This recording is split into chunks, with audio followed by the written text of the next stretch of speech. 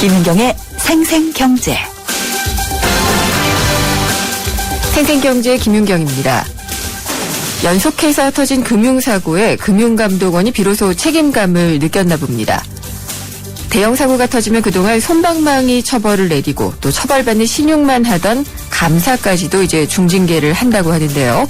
내부 통제를 못했으면 감사는 제 역할 하나도 못한 거죠. 이른바 끝장 검사를 하겠다고 하는 그런 당연한 원칙이 이제야 세워집니다. 검찰이 불법 상습 시위 사범에 대해서는 단순 가담죄도 삼진아웃죄를 적용해서 엄벌을 하겠다라고 밝혔습니다. 그동안 단순 참가자는 약식 재판을 청구해서 벌금 등으로 아주 가볍게 처벌을 해왔는데 어제 난데없이 이런 발표를 했습니다. 왜 이런 발표를 했을까요? 단순 참가자의 의도가 순수하지 않다, 이렇게 본 걸까요? 오늘은 세월호가 침몰한 지 한 달째 되는 날입니다. 아직도 돌아오지 못한 탑승객이 23명이나 되는데요. DNA 검사 결과를 통해서야만 가족인 줄 알았다고 하던 어느 유족의 말씀이 가슴에 사무칩니다. 김윤경이 뽑은 오늘의 생생 키워드, 검사입니다.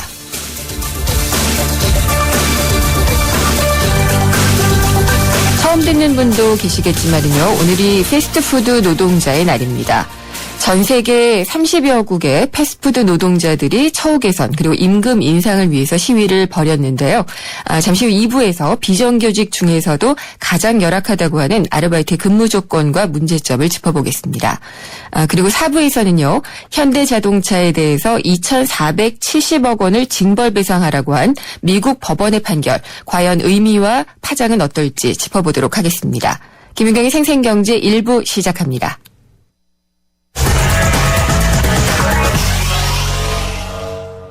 네, 오늘의 증시 알아보겠습니다. 동양증권 금융센터 삼성역 지점의 박진희 차장입니다. 안녕하십니까? 네, 안녕하세요. 네, 오늘은 어떻게 끝났나요? 네, 오늘 지수는 소폭 약세였습니다. 네. 종합은 2010.20, 마이너스 0.63%로 마감을 지었고요. 코스닥 같은 경우는 561.75, 플러스 1.45포인트로 마감을 지으면서, 사실, 코스닥이 빨간불로 끝난 것 같은데, 실질적으로 내용은 거래소가 더 좋았다라고도 보실 수가 있었던 그런 하루였었습니다. 그 지수는 내렸지만은 그렇게 큰 폭은 아니었고, 내용은 괜찮았다는 그런 말씀이시네요? 네. 사실 어제랑 약간 좀 다른 게, 어제까지는 삼성전자 일반도의 강세였다라면은, 어제 채권자가 은행주까지 결합이 되면서 강세를 보였었는데요. 오늘 같은 경우라면은, 삼성전자는 소폭 쉬어갔지만, 삼성전자 외에 그동안 좀 눌렸었던 종목들, 특히 오늘 건설주들이 좀 많이 강했었고요. 네. 그다음에 조선주들도 소폭 회복하는 그런 모습들이 좀 나타나고요. 철강주들도 마찬가지고요.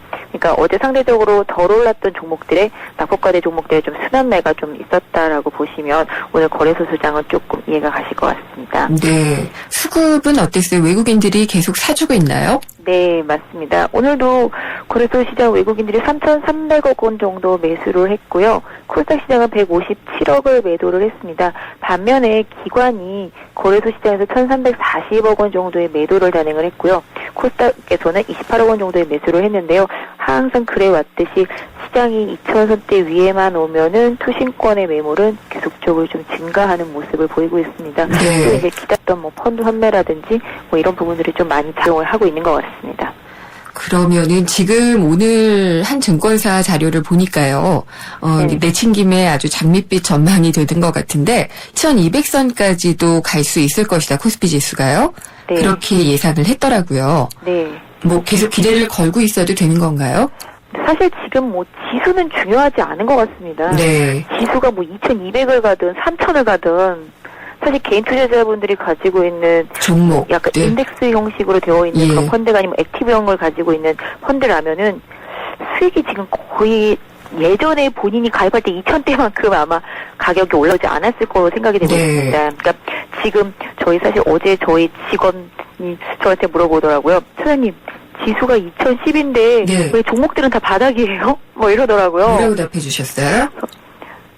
정말로 할 말이 없더라고요. 근데 사실은 그 부분을 정확하게 설명을 해드리자라면은 지수는 사실 올리는 건 사실 쉽잖아요. 네. 예, 시가총액 상위 종목 몇 개만 찍어 올리면 되는 거고 그 뒤에서 전체적으로 그동안은 시장이 많이 빠지고 종목들이 많이 빠지는 동안 또 내수주로 지수를 어느 정도 좀 방어를 해놨던 상황이었기 때문에 그런 종목들 외의 종목들이 좀 많이 선전을 했었던 상황이었고 지금 또 반대로 뭐 내수주가 아닌 수출주, 경기 민감주 종목들이 상당히 많이 빠졌었는데 과거에 2000대 주역들이 지금은 저 바닥에 가 있고 그 당시에 또 바닥에 있던 종목들이 지금은 또 올라와 있는 상태인데요. 네. 그런 부분들 감안하면은 사람들, 그러니까 보통 이제 개인 투자자분들이 이렇게 집중해 있는 종목들이 아니었었던 종목들, 다른 그런 종목들이 지금은 시장에서 그동안 좀 많이 각광을 받았죠. 내수 네. 종목들, 특히 이제 그 당시에 3년 전쯤에 뭐 ELS가 많이 유행할 때쯤에 그때쯤에 뭐 유럽이나 뭐 미국의 위기가 있기 전쯤에 그 당시에 뭐 차화정 뭐 이렇게 하시면 네. 잘 아시겠지만 그런 자동차, 종목들이 화학, 정유. 예. 리드했었던 그런 때랑은 지금은 상당히 많이 달라졌었던 시장이잖아요. 네. 사실 뭐 내수 통신 쪽이라든지 뭐 카지노, 그다음에 식음료 쪽, 이런 쪽, 건자재 쪽, 이런 쪽만 지금 시장에서 많이 부각됐었기 때문에 아마 개인 투자자분들이 그 당시에 만약에 매수를 해서 중간에 손절을 안 하시거나 종목을 바꾸지 않으셨던 분들은 아직까지도 뭐 지금의 지수를 체감할 수 없는 네. 그런 상황인 게 현실인 것 같습니다. 그렇군요. 그러니까 뭐 밖에 그 외부 인테리어는 좀 바꿨는데 외부 장식을 네네. 내부 인테리어는 너무나 많이 변해서 어떻게 찾아가야 될지 잘 모르는 그런 장세라고 봐야 될까요? 지금 뭐라 그럴까요? 시대에 예. 항상 시대마다 트렌드가 있는데 네. 그 트렌드라는 것의 핵심을 보면은 그 트렌드는 게 유행이잖아요. 그러다 보니까 유행은 막 이렇게 인기몰이가 있어야 되는 거잖아요. 네. 그러다 보니까 이제 수급이 막 이렇게 좋아져야 되는 부분인데 시장에서 돈은 없는데 그 돈이 없는 돈 가지고 멋을 내서 치장을 하고자 하니까 네. 비싼 거보다는 좀 더 저렴한 거 내지는 좀 뭔가 매니아적인 그런 제품들 이런 부분들로 선택되어진 종목들이 지금 오히려 시장에서 빛을 발했다라고 보시면 대중성이 없는 종목들이 지금은 인기가 있는 네. 그런 시장이었다라는 거죠, 실질적으로. 그러니까 아직까지 큰 어떤 흐름이 오지 않았기 때문에 좀 이것저것 손대보면서 기다리고 있는 그런 장세라고 볼 수도 있겠네요. 그러니까 뭐 좀 작은 돈 가지고 예쁘게 네. 꾸미고 싶은 그런 장세요? 그렇죠. 그렇다라고 보면 될 것 같습니다. 그러니까 화장품에서도 불황 때는 립스틱이 많이 팔린다고 하잖아요. 네, 맞습니다. 뭐 일종의 그런 느낌을 좀 받게 되는 것 같아요. 지금 그런 것 같죠. 이게 화려하지만 네. 실질적으로 뭐 나한테 특히 이득이 돌아올 게 없는 그런 뭐 외화 내빈의 장세라고나 할까요? 네. 네, 그랬는데 사실은 뭐 내년부터 좀 경기가 실질적으로 좋아지고 뭐 그런 부분들이 실질적으로 시장에 좀 반영이 되고 환율이 좀 안정이 된다라면은 또 경기와 같이 방향성을 같이 하는 종목들이 다시 또 부각되는 3년 전의 상황으로 또 돌아갈 수 있는 시장도 다시 올 수 있으니까 뭐 네. 2,200이던 3,000이던 개인 투자자분들이 좀 용기를 잃지 않고 좀 기다려 보시는 게 좋지 않을까 개인적으로 생각을 하고 있습니다. 그럼 뭐 짧게라도 이런 종목들이나 이런 업종에는 조금 귀를 기울이거나 좀 눈을 돌려봐라라고 할 만한 게 있으세요? 실질적으로는 최근에 뭐 테마는 아니지만 테마라고도 할 수 있겠네요. 실질적으로 항상 말씀드리지만 중국은 이제 네. 생산 기지가 아니라 소비 기지잖아요. 그렇죠. 예, 중국 소비에 성향을 좀 맞춰주시면 예. 오히려 종목 선정하시는데 훨씬 쉽지 않으실까 싶습니다. 귀담아 듣겠습니다. 네, 예, 오늘 말씀 잘 들었습니다. 네, 감사합니다. 동양증권 금융센터 삼성역 지점의 박진희 차장이었습니다.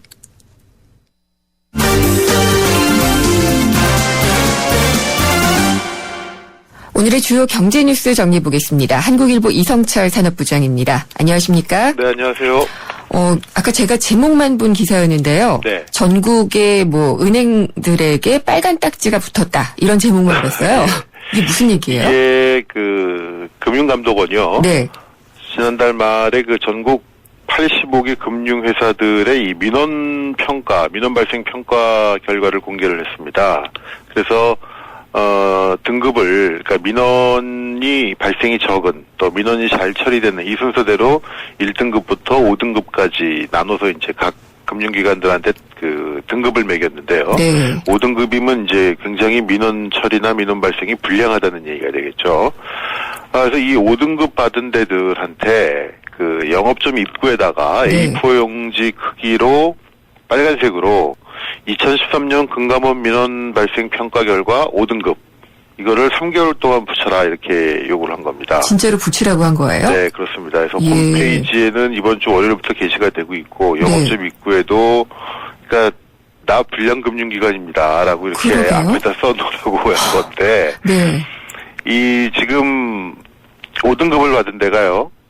은행 중에서는 국민농협 SC 그다음에 카드사 중에는 롯데 신한 그다음에 보험사들은 알리안즈 에이스 우리아비바 ING PCA 뭐 롯데 손해보험 그다음에 AC 화재 AIG 손해보험 굉장히 많고요. 또 저축은행도 친해저축은행, 현대저축은행, 증권 중에는 동양하고 동부, 총 합친 17개인데, 네. 국민은행 같은 경우는 뭐 점포가 1130곳이 있습니다. 아마 거의 제일 네, 그렇죠. 많은 점포가 어마어마하게 많은, 예. 전국적으로, 그러니까 이번에 5등급을 받은 데가 17개 금융기관이고, 점포를 다 합치면 3000개가 되는 건데, 입구에다 이제 불량딱지를 붙여야 되는 거죠. 왜 이런 걸 하게 됐냐면은, 금융감독원이 작년에 이 민원 발생 평가 제도를 도입을 하겠다라는 걸 예고를 하면서 name and shame이라는 앞으로 원칙을 적용하겠다 이런 겁니다. name and shame이요? 예, 그러니까 예. 이름을 밝혀서 수치를 느끼게 하겠다, 부끄럽게 만들겠다. 네. 그러니까 명단을 공개해가지고 부끄럽게 만들겠다 이런 취지인데. 진짜로네요? 예. 네, 그 일환으로 이렇게 하게 된 건데 해당 금융기관들은 해도 너무한다는 입장이죠.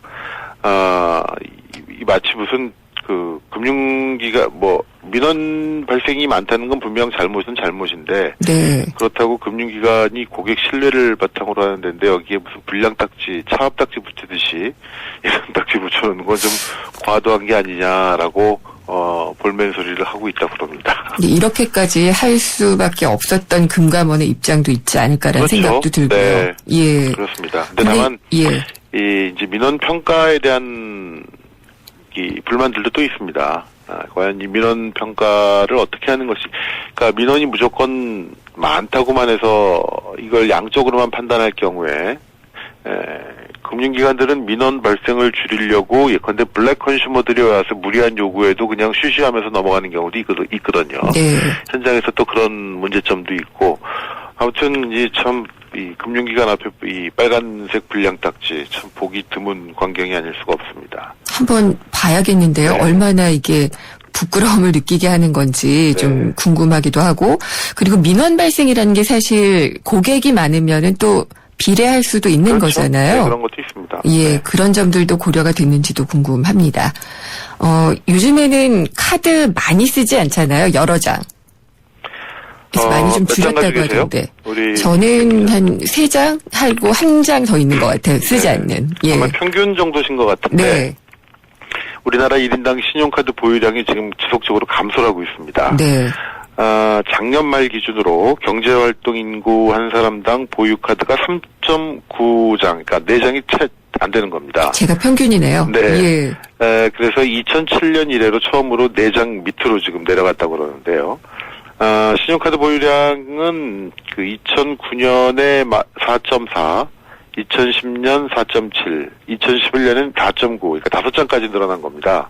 그러다가 이렇게 쭉 줄어들고 있는데 이유는 여러 가지가 있습니다. 우선은 체크카드가 활성화되면서 신용카드 사용 빈도가 한격하게 줄고 있지 않습니까? 네. 그렇기 때문에 신용카드 그냥 무작정 발행해 놨다가 그냥 잠자는 이 휴면카드 또 장롱카드라는 것들이 정리가 되고 있는 것들이 있고요.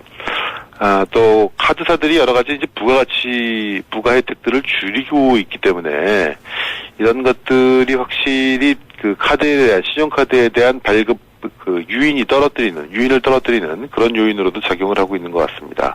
게다가 이제 올 초에 있었던 이 신용카드 대규모 정보 유출 사태. 네. 이것 때문에 아마 카드를 해지하신 분들이 꽤 있는 걸로 알고 있는데요. 주변에 많더라고요. 네. 그러다 보니까 지금 작년 말 기준으로 신용카드가 1억 200만 장 정도였는데 올해는 9,000장 정도까지 떨어질 것으로 지금 예상이 되고 있고요.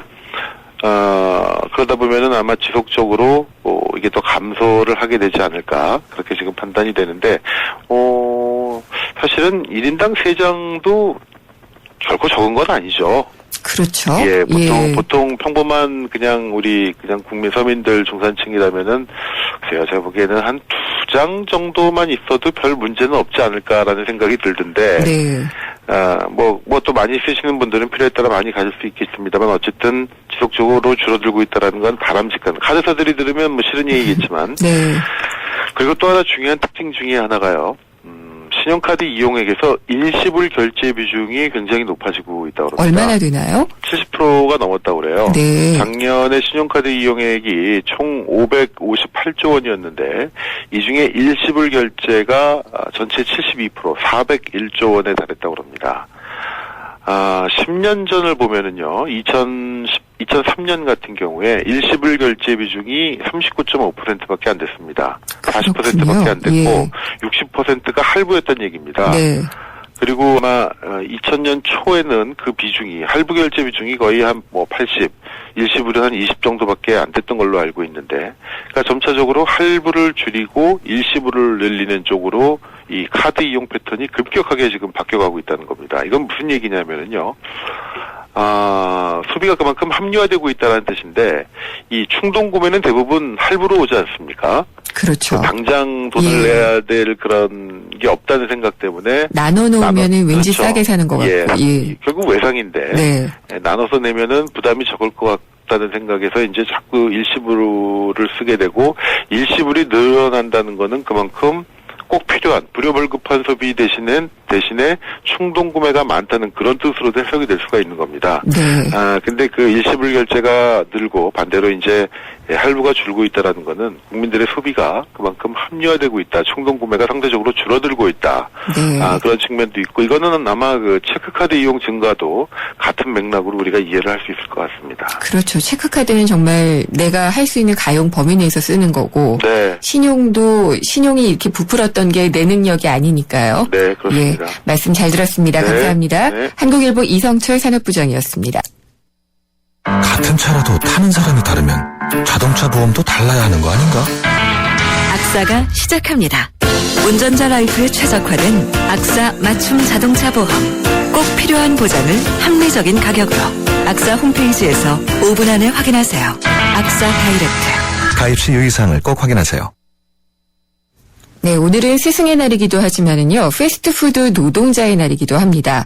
비정규직 중에서도 가장 열악한 아르바이트의 근무 환경의 문제점 짚어보도록 하겠습니다. 잠시 후 2부에서 뵙겠습니다.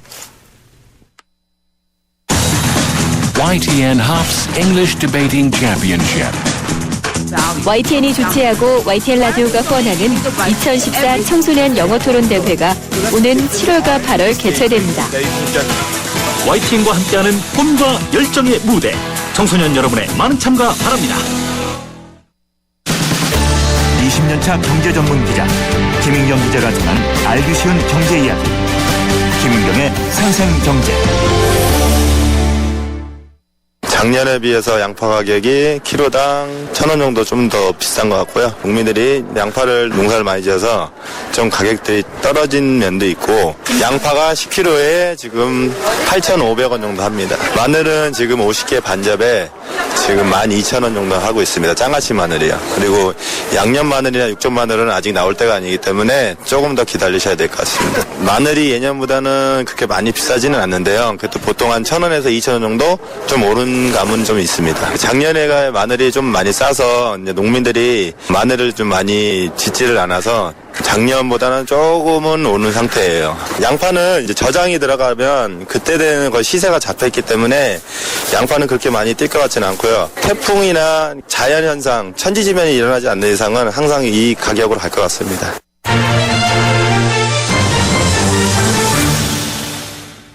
장바구니 생생경제였는데요. 마늘하고 양파 가격 얘기를 해봤습니다. 김미란 리포터가 농산물 시장에 다녀와서 들은 이야기였는데요.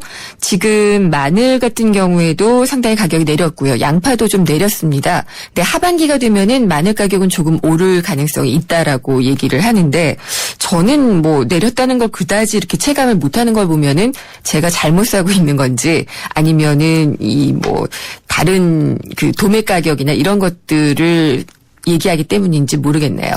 어쨌든 가격이 내리면 좋은데 또 농가에서는 꼭 그렇진 않겠죠. 세상의 베이스가 되다 포스코 협찬으로 김윤경의 생생경제 2부 시작하겠습니다. 생생경제 직접 참여하실 수 있는데요. YTN 라디오의 앱 예스, 또 짧은 문자는 50원, 긴 문자는 100원이 부과되는 휴대전화 우물정의 0945번, 트위터는 YTN_이코노미고요. 웹사이트로도 보내주십시오. 여러분의 많은 의견 기다리겠습니다. 한때 보리 하나로 콜라와 싸워 전설이 되신 분이 계셨지. 국내 최초 보리탄 산업료로 콜라의 아성을 흔들었던 맥콜. 전설을 맛보리 맥콜. 여러분, 잘생겼다는 말 지금까지 몇 번이나 들으셨어요? 아니, 얼굴 말고요. 우리 모두 이 세상에 잘생겨났잖아요.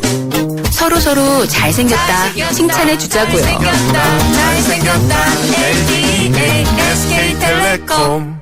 채소 과일을 많이 먹자는 당연한 건강 상식. 하지만 80년 전엔 뉴트리라이트의 혁신적인 생각이었습니다. 식물 영양소로 세상을 바꿔온 80년 뉴트리라이트 더블 X에 담겨 있습니다. 80년 식물 영양소 전문가. 뉴트리라이트 건강기능식품 광고입니다. 네, 오늘은 패스트푸드 노동자의 날입니다. 전 세계 35개 나라 150여 개의 도시에서 아르바이트생들이 처우를 개선해달라 이런 시위를 오늘 처음으로 벌인다고 합니다. 우리나라에서도 오늘 점심시간을 중심으로 해서 산발적으로 간단한 퍼포먼스를 벌였다고 하는데요. 비정규직 가운데에서도 가장 열악한 분야가 바로 아르바이트입니다. 패스트푸드뿐만이 아니라 마트 이런 곳에 아르바이트 일자리가 점점 늘어나고 있는데 오늘 패스트푸드 노동자의 날을 맞아서 비정규직의 고용 실태 한번 좀 얘기를 나눠보도록 하겠습니다. 고려대 노동대학원의 김성희 교수가 연결돼 있습니다. 안녕하십니까? 예, 안녕하세요. 네. 잘 모르는 분들도 있어요. 패스트푸드 노동자의 날이라고 하면은 그런 게 있었나? 라고 하시는 분들이 좀 있는데 어떻게 만들어진 것인지 설명을 좀 부탁드릴게요. 2012년에 미국에서 처음 시작됐는데 네. 대표적인 패스트푸드 체인점 맥도날드 주주총회를 앞두고 5월 15일이라는 날짜는 최저임금 15달러를 상징하는 의미에서 날짜를 잡아서 예. 패스트푸드 노동자들이 시간당 최저임금 15달러와 노동조합 설립 활동의 자유를 요구하는 파업을 벌인 게 기원입니다. 그러면은 15일을 기준으로 해서 15달러를 주장을 했다고 하는데 예. 최저임금이 거기 못 미치지 않나요? 예. 미국의 최저임금은 시간당 7달러 수준이고 오바마 대통령이 지금 9달러, 10달러 목표를 향해서 법안을 제시하고 있는데 공화당이 다수당이 하원에서 의결이 안 돼서 민주당 주지사가 있는 각 주에서 사실 독자적으로 최저임금을 10달러로 올리는 그런 움직임이 벌어지고 있습니다. 최저 열악한 조건에 있는 아르바이트 노동자들을 위해서는 최저임금을 통해서 최저임금 인상을 통해서 정부가 적극적으로 정책적 지지를 보내는 것이 해결의 중요한 단초가 됩니다. 그렇군요. 그러면은 미국은 오늘 밤일 테고요. 우리 시간으로는 오늘 우리나라에서도 간단한 행사가 열렸다고 하는데 그러면 패스트푸드 노동자의 날이 전 세계로 치면 올해가 3회째인 건가요? 아니면 본격적으로는 두 번째 되는 거고요. 두 번째요. 전 세계적으로 35개 나라 150여 개 도시 맥도날드 매장 앞에서 벌어지는 집단 행동은 올해가 처음이라고 할 수 있습니다. 그렇군요. 그래서 우리나라에서도 전국 민간 서비스 산업 노동조합 연맹이죠. 서비스 산업을 관장하는 민주노총 소속의 노동조합과 청년 유니온과 알바 노조가 주도해서 맥도날드 서울의 신촌점과 부산 경성대점 앞에서 기자회견을 하고 이 아르바이트 노동자들의 노동권을 알리는 행사를 진행합니다. 네. 그러면은 지금 사실 패스트푸드에서 일하는 이런 아르바이트생들을 보면은 여러 가지 좀 열악하다는 생각이 들어요. 급여 자체도 최저로 받고 있고 환경도 별로 좋지 않은 것 같은데 그게 얼마나 어떻게 열악한지에 대해서는 구체적으로 모르거든요. 예, 우리나라 최저임금 으로 받을 수 있는 임금이 100만 원 남짓인데 네. 아르바이트 노동자들이 시간이 불규칙하고 안정적인 시간을 배정을 받지 못하는 경우도 많아서 네. 60만 원 수준에 머물러 있고요. 그다음에 노동 시간도 불규칙해서 자기 생활의 계획을 제대로 세울 수 없습니다. 학업을 하거나 다른 직업을 가질 준비를 하면서 할 수 있는 일자리다. 네. 탄력적인 일자리라고 하는데 실제로 운영은 그렇게 되지 않고 있고 그다음에 몇 패스트푸드 매장이 소규모로 운영이 됩니다. 5명 정도의 정규직 관리자와 40-50명의 아르바이트 노동자들로 구성이 되는데 우리나라에서 정규직이냐 비정규직이냐 고용 형태가 신분처럼 작동하는 경우가 많고 이런 정규직 관리자에 의해서 엄격한 위계질서에서 관리되는 그래서 부당한 노동 계약을 강요받는 경우가 많고 부당한 일을 당해도 제대로 알릴 수 없는 노동인권의 사각지대에 놓여 있다고 할 수 있습니다. 그래도 또 알바 노조 이런 단체들이 생겨서 보면은 그동안에는 정말 이 목소리를 모아줄 창구는 전혀 없었었잖아요. 예. 그래도 이제는 조금씩 목소리를 내고 있다는 거는 좀 반가운 소식인 것 같아요. 예, 근데 그렇습니다. 100만 원 남짓을 받을 수가 있는데 60만 원 정도밖에 못 받는다 이렇게 말씀을 하셨잖아요. 예. 그러면은 근무 시간 자체를 더 할 수 없게 하는 건가요? 아니면은 그렇게밖에 받을 수 없는 어떤 그런 걸 만드는 건가요? 예, 패스트푸드점들이 엄청난 매출 신장을 보이고 있고 이윤도 굉장히 많이 벌어들이고 있습니다. 그런데 인건비를 아르바이트생들의 인건비를 낮게 유지해서 비용을 감축을 통해서 이런 높은 수익률을 올리고 있다고 볼 수 있습니다. 그래서 매출액 대비 인건비 지출을 엄격하게 통제하기 때문에 관리자에게 할당이 내려가 있습니다. 우리나라 법에 주당 60시간 일하면 주휴수당이라고 일주일에 한 번 쉬는 주 휴일이 있는 거지. 예. 그것을 지급해야 되는데 그걸 지급하지 않기 위해서 출근했다가 빨리 손님이 없으면 저기 퇴근을 시킨다든지 그래서 잠깐 쉬고 일을 하게 한다든지 하는 노동시간 꺾기 관행이 일반화돼 있다고 할 수 있습니다. 그러니까 일주일에 한 번은 쉬어야지 되는데 그거를 안 주기 위해서? 예. 일주일에 60시간 일하면 무조건 계속 근무를 하게 되면 주휴수당이 지급이 되는 거죠. 그래서 그것은 모든 노동자가 휴식 없이 일을 할 수 없기 때문에 휴식을 하는데도 돈이 필요하지 않습니까? 그런 것이 제도화된 것이 이제 주휴수당이라는 제도인데 그걸 지급하지 않기 위해서 편법을 쓰고 있고 이 편법이 임금을 낮추는 요인이 될 뿐 아니라 생활 관리를 제대로 할 수 없도록 아무 때나 출근하고 나가게 하는 그런 부당한 관행이 보편화돼 있다는 점이 심각한 점이라고 할 수 있죠. 교수님, 그러면은 이런 것들은 사실 노동법 상으로는 그러면 안 되도록 되어 있는 건가요? 아니면은 법에 어떤 허점이 있는 건가요? 법에 이런 노동시간 관리 권한에 대해서 엄격한 제재가 이루어지지 않고 있습니다. 노동 감독의 사각지대에 있다라는 점이고요. 제도상으로 사실 이렇게 설마 이 정도까지 하리라고 생각하지 않기 때문에 법에 세세하게 규정돼 있지 않는 허점을 이용한 사실 엄격하게 불법이라고 할 수 없지만 탈법이라고 할 수 있겠죠. 탈법적인 이런 식의 비정상적인 관행은 있을 수 없다라고 생각했던 것의 틈새를 사실 아르바이트를 고용하는 기업들이 활용하고 있다라고 할 수 있죠. 정말 마른 수건을 짜고 또 짜내는 그런 수법인 것 같다는 생각이 좀 드네요. 네, 그렇습니다. 그래서 그러면은 이제 패스트푸드점 같은 경우에 보면은요, 계속 쉴 새 없이 서서 일을 하잖아요. 예. 근데 그렇게 이제 다 해도 주휴수당도 못 받게 하고, 그렇게 되면은 실제적으로 얻는 것도 적고, 그러면은 이분들이 또 밤잠 안 자고 다른 데 가서 또 아르바이트도 해야지 되고, 그런 또 환경이 생기지 않나요? 예, 그렇습니다. 일단 우리나라 최저임금 수준이 낮기 때문에 그렇게 일을 해도 사실 생활비를 보충할 수 없기 때문에 네. 여러 군데 동시에 잡을 갖게 되는 경우가 많이 있죠.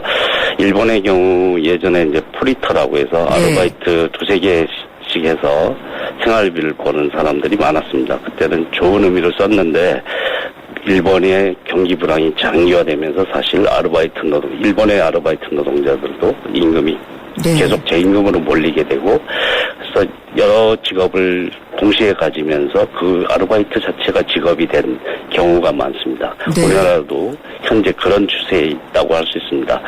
다른 일을 하면서 돈을 버는 일을 병행하는 수준이 아니라 예. 청년 실업률도 심각하고 이런 상황에서 아르바이트가 직업인 경우가 많은데 이제 최소한의 노동 조건을 보장하기 위한 적극적인 제도 개선과 행정당국의 감독이 필요하다고 할 수 있습니다. 네.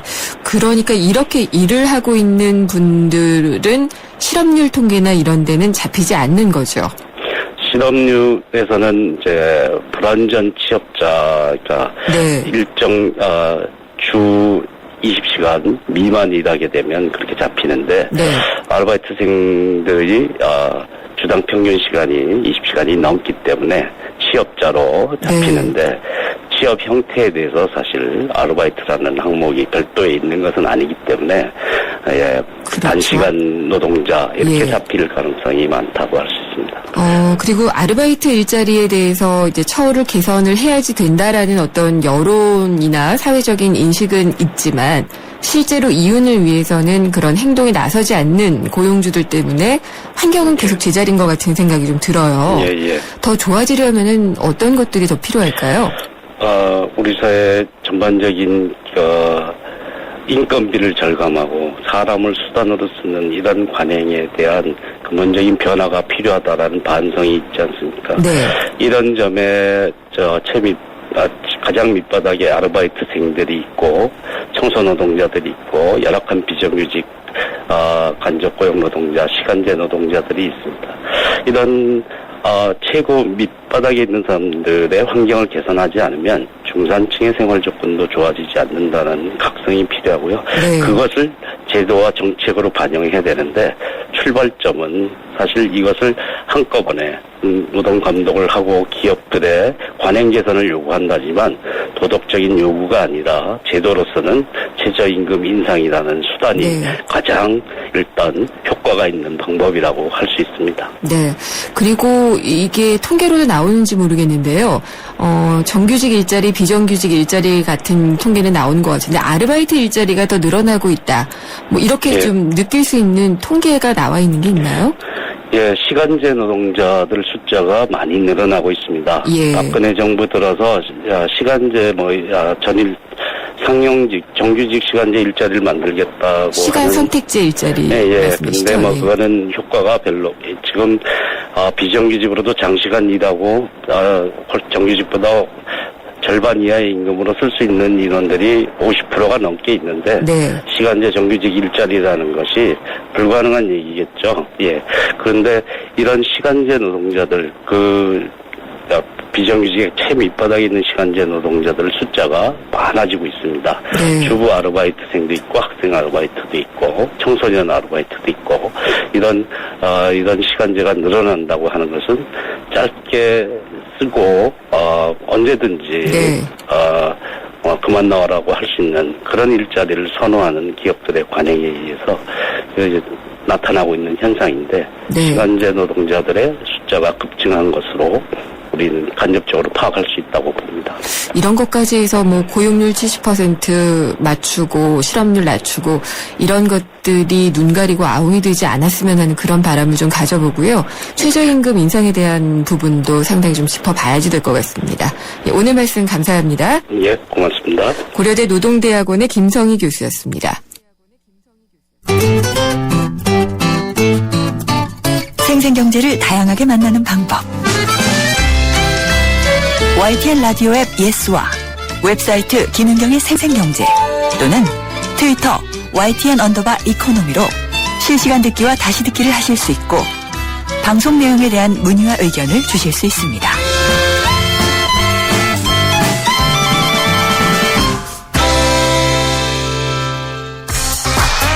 경제의 새로운 트렌드, 빅데이터 경제지도. 숫자로 본 신기한 세상, 빅데이터 경제, 빅데이터로 본 경제입니다. 점점 빅데이터 활용이 높아지고 있습니다. 근데 가장 잘 활용하는 분야 중에 하나가 교통이라고 하네요. 과연 교통에는 빅데이터가 어떻게 이용이 되고 있을지 한국정보화진흥원 신신혜 부장 전화로 연결해서 자세히 얘기 나눠보도록 하겠습니다. 신 부장님 안녕하십니까? 예, 안녕하십니까? 네. 교통에도 빅데이터가 이용된다. 그러면은 뭐 내가 찍고 다니는 교통카드 뭐 이런 것들도 다 빅데이터인 건가요? 예, 그렇다고 할 수가 있겠습니다. 네. 그거 말고도 뭐 교통 상황이라든지 이런 것들이 다 빅데이터가 될 것 같은데 어디까지를 교통에서 활용을 하는 건가요? 아, 예. 우리 그 교통에서는요. 그 일반적으로 뭐 GPS 같은 이제 위치를 알 수 있는 그 기계들이 탑재되어 있는 뭐 택시나 버스 이런 차량으로부터 나오는 교통 흐름도 교통 데이터라고 할 수가 있고요. 네. 그다음에 방금 말씀하신 것처럼 교통 카드에서는 이제 카드 단말기에서 그 GPS 운행 기록에서 나오는 뭐 승하차 정보나 이런 것들도 다 교통 데이터라고 할 수가 있겠습니다. 네. 그러면은 보통 이제 우리가 방송 들으면서 저희 YTN 라디오에서도 방송을 합니다만은 예, 교통 상황 이런 것들을 알려주는 것도 다 빅데이터로 저장이 되고 활용이 되는 거잖아요. 예, 예. 전체적으로 그럼 데이터를 가지고 있는 주체는 어딘가요? 지금 저희는 이제 뭐 도로와 관련돼서 교통들에 나오는 정보들이 이제 한국도로공사에서도 많이 가지고 있고요. 네. 그다음에 이제 도로공사는 주로 고속도로나 국도 이런 것에서 나오는 교통 데이터를 가지고 있고 각 지방에서 나오는 이제 교통 데이터들은 이제 뭐 각 지자체들에서도 교통 데이터가 수집이 되고요. 네. 그다음에 또 이제 경찰청에서도 교통사고와 관련돼서 교통 정보들이 수집이 되고 있습니다. 그렇군요. 그러면은 수집된 정보는 어떻게 활용이 되나요? 예, 이제 그 교통 분야는 이제 그 뭐 빠른 길을 찾기, 빠른 길 안내를 한다거나 아니면 이제 새로운 도로를 만든다거나 아니면 신호등 체계를 바꾼다거나 뭐 버스 노선을 수립한다거나 이런 다양한 교통 정책 등에서도 활용이 되고 이제 잘 아시는 이제 민간에서는 내비게이션 같은 것들을 할 때도 많이 활용이 되고 있습니다. 네. 그러면은 빅데이터가 상당히 중요하다 이런 생각은 드는데요. 그러면 버스 노선 이런 경우에도 혹시 빅데이터를 통해서 노선을 정하거나 그런 것도 있나요? 예, 그 작년에 이제 서울시에서 심야버스 노선을 수립하는 데 있어서 빅데이터를 활용을 했습니다. 네. 그래서 예를 들면 이제 노선을 수립할 때는 이제 어느 지역으로 이제 버스들이 지나가야 되고 어느 배차 간격을 어떻게 가져가야 되고 이런 것들을 이제 정해야 되는데요. 그전에는 이제 뭐 민원을 바탕으로 한다거나 아니면 이제 버스 회사들하고 노선을 수립했다면 이제 작년에는 그 다양한 이제 그 통신 데이터들을 통해서 유동인구들이 어느 지역에 어느 시간대에 많이 다니는지 이런 통신 데이터도 활용을 하고요. 그다음에 택시에서 나오는 이제 승하차 정보들도 활용을 해서 심야버스 노선 수립하는데 빅데이터를 활용했습니다.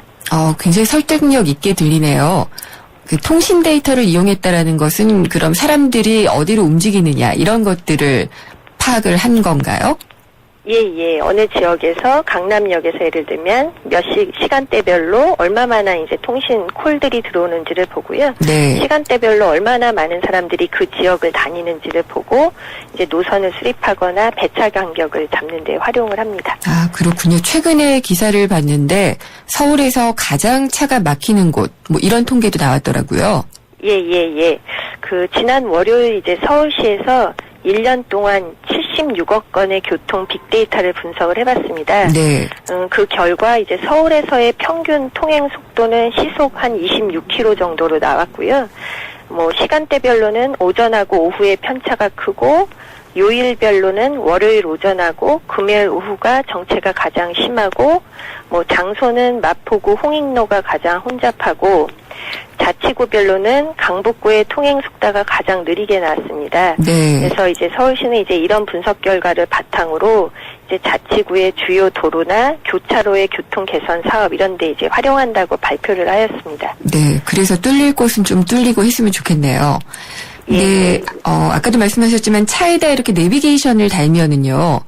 그러니까 뭐 집회가 있다, 뭐 이쪽으로 가라 이렇게 알려주는 것들이 상당히 많은데 이런 것도 그러면은 다 빅데이터를 활용한 것이다라고 볼 수 있을까요? 예, 그렇습니다. 이제 국내에서도 이제 내비게이션 업체들이 예전에는 이제 지도와 이런 교통 정보만을 기반으로 했다면 이제는 다양한 뭐 사고 정보, 그다음에 주변 날씨 정보, 그리고 주변의 공사 상황, 뭐 시위, 행사 이런 것들을 다 같이 분석을 해서 길을 안내해주는 일을 이제 빅데이터로 활용을 하고 있습니다.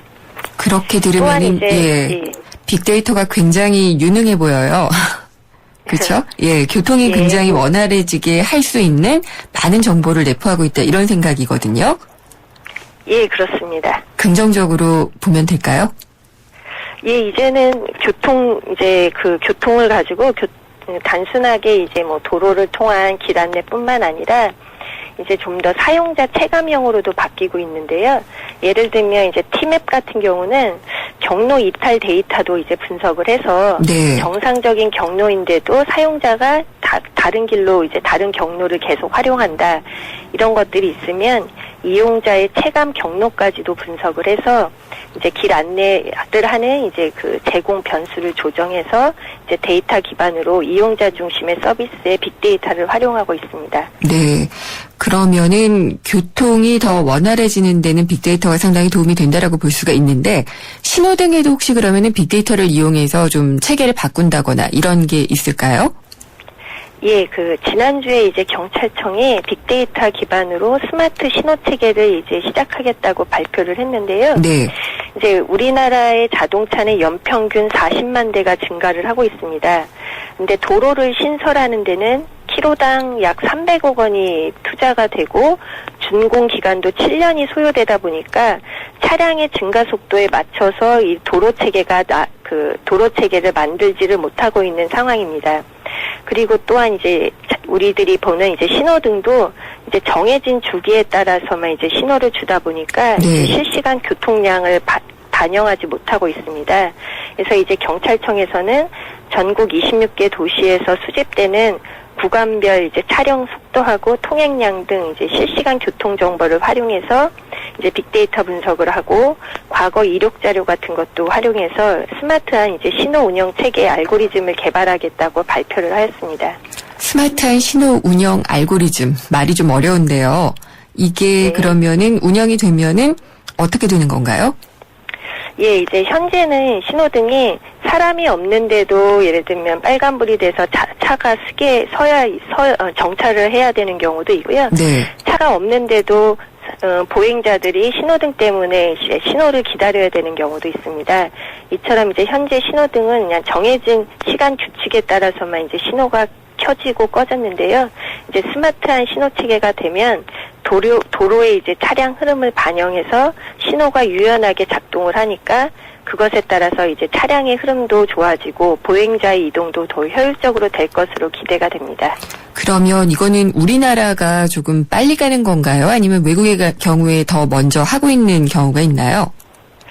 외국 같은 경우는 이제 일본 뭐 도쿄나 그다음에 유럽 밀라노 이런 데서는 이미 오래전부터 이제 교통 상황을 이제 실시간으로 빅데이터를 활용을 했습니다. 그래서 밀라노 같은 경우는요, 이제 날씨 그리고 주변의 공사 상황 그리고 사고, 행사, 시위를 가지고 최소 2시간에서 최대 24시간까지의 교통 상황을 예측하는 것까지도 해줘서 원활한 이제 교통 정책에 활용을 하고 있습니다. 빅데이터가 이용이 안 되는 곳이 없군요.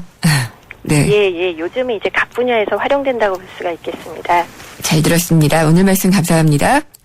예, 감사합니다. 신신의 한국정보화진흥원 부장이었습니다. 지구의 미래는 슈퍼히어로가 지키고 가족의 행복은 쉐보레가 지켜줄게요. 쉐보레 러브 패밀리 페스티벌 스파크 최대 3년 무이자 할부, 말리부 캡티바 올란도 최대 3년 1.9% 할부, 차종에 따라 최대 100만 원 할인. 5월에도 쉐보레만 믿으세요. 홈페이지 참조 5월 31일까지. Chevrolet, find new roads. 에코로바의 산을 즐기는 새로운 생각. 따스한 햇살 속으로 배낭 하나 메고 미니멀 캠핑을 떠나보세요. 장비는 줄이고 자연을 배려하는 에코로바 미니멀 캠핑으로 당신의 산이 더 즐거워집니다. 에코로바와 함께 당신만의 산을 즐기세요. Keep your way, 에코로바. 우리 집 통신 대표번호 101. TV지를 101로 인터넷을 101로 홍보이도 101로 모두 가입해 CCTV만 봐도 101로 함께 101. 우리 집 통신은 101로 모두 다 해결해요. LG U+. 방송 들으시면서 의견 주신 분들이 있습니다. 8450님, 저도 안 해본 알바가 없지만 특히 패스트푸드는 심했습니다. 고생은 고생대로 하는데 수중에 들어오는 돈은 한 달 식비도 빠듯합니다. 라고 하셨네요. 1179님, 최저시급 올리는 것 이전에 최저시급이라도 보장을 해서 다 받도록 하는 게 우선인 것 같습니다. 라고 하셨는데 벼룩의 간을 빼먹는다는 그런 속담이 생각이 나네요. 이거 정말 보장돼야 되겠죠. 잠시 후 3부에서는 취업으로 가는 지름길을 알려드리는 취업 내비게이션이 마련이 되어 있습니다. 인맥도 능력이라고 하는데요. 인맥으로 취업에 성공하는 법을 알아보겠습니다. 4시 뉴스 듣고 생생경제 3부에서 뵙겠습니다.